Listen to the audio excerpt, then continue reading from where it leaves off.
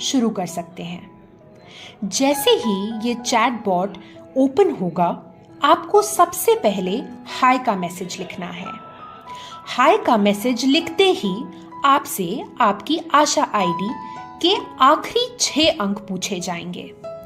आपको अपने आशा आईडी के 6 अंक इस प्रकार लिखने हैं। कुछ सेकंड में आपको आपके दिए गए आशा आईडी के आधार पर एक विवरण मिलेगा। आपको चेक करना है कि आपके जिले, ब्लॉक, गांव का नाम, आपका नाम और आईडी ठीक है या नहीं।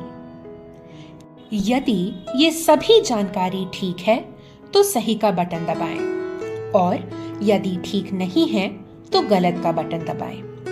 क्योंकि इसमें जानकारी सही है तो मैं सही का बटन चुन रही हूं। इसके बाद आपसे अगला प्रश्न पूछा जाएगा कि नवविवाहित पत्नी का नाम बताइए। आप इंग्लिश या हिंदी किसी भी भाषा में नवविवाहित पत्नी का नाम लिख सकते हैं।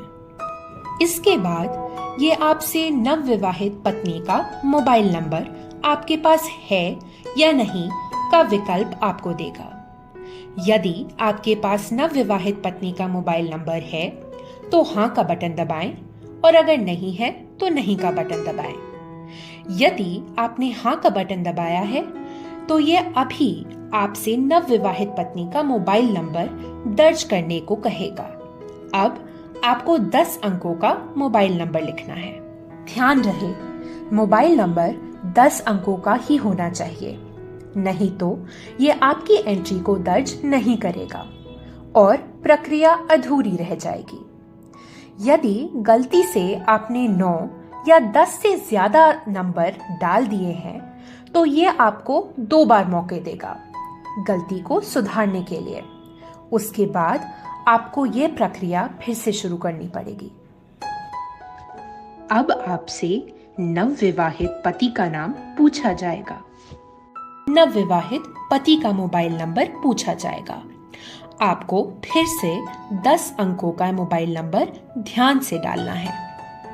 इसके बाद आपसे विवाह की तारीख पूछी जाएगी।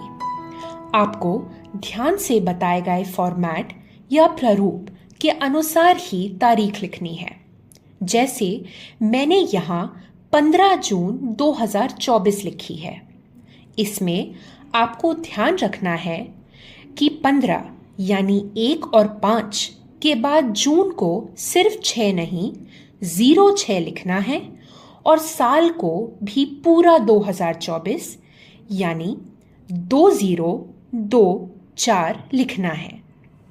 यदि बिल्कुल बताए गए फॉर्मेट में आपने नहीं लिखा तो आपको फिर से एंट्री करने के लिए बोल दिया जाएगा। तारीख डालने के बाद यह आपको नई पहल किट की फोटो लेकर भेजने को बोलेगा। जैसे ही आप फोटो अपलोड करेंगे, आपकी एंट्री सफलतापूर्वक दर्ज हो जाएगी और आपकी ये जानकारी सरकारी रिकॉर्ड में रहेगी। यह प्रक्रिया बहुत ही आसान है। आप अपने और आशा साथियों को भी ये सिखाएं और अपने काम को पूर्ण रूप से रिकॉर्ड करना सीखें। यदि आपको फिर भी किसी प्रकार की दिक्कत या प्रश्न है तो आप निशुल्क विकल्प हेल्पलाइन पर संपर्क कर सकते हैं। धन्यवाद।